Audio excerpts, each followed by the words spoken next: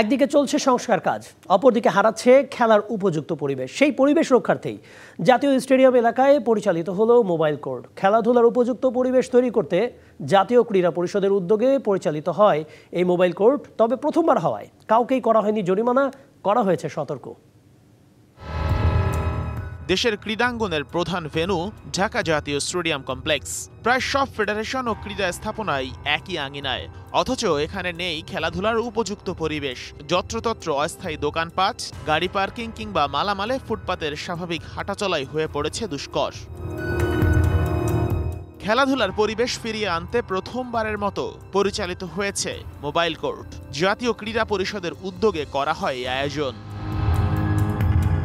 যুব ও ক্রীড়া মন্ত্রণালয়ের উপসচিব মোসাম্মদ ইসরাতের নেতৃত্বে পরিচালিত হয় mobile court. Hockey, volleyball, kabaddi সহ পুরো স্টেডিয়াম এলাকাতে চলে অভিযান।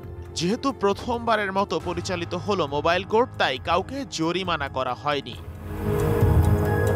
নগদ পেমেন্টে 500 টাকা পর্যন্ত ক্যাশব্যাক আর লেনদেনে প্রতিদিন ডিপ ফ্রিজ এবং ঘন্টায় ঘন্টায় এসি, টিভি সহ দারুণ সব গিফট। স্টেডিয়াম এলাকায় যেন দর্শকরা সুন্দর পরিবেশ পায় এবং খেলোয়াড়, কোচ থেকে শুরু করে ক্রীড়া সংশ্লিষ্ট কাউকেই যেন কোনো প্রকার সমস্যায় পড়তে না হয়, সেজন্যই এই উদ্যোগ হাতে নিয়েছে এনএসসি। স্টেডিয়ামে খেলাধুলার পরিবেশ উন্নত করতে জাতীয় ক্রীড়া পরিষদ জনপ্রশাসন মন্ত্রণালয়ের কাছে মোবাইল কোর্টের ক্ষমতা চেয়ে চিঠি দিয়েছিল প্রায় 7 থেকে 8 মাস আগে। নানা প্রক্রিয়া ও চিঠি চালাচালির পর অবশেষে স্টেডিয়াম এলাকায় মোবাইল কোর্ট পরিচালনার অনুমতি মেলে। Sheikh Ashiq, DBC news, Dhaka.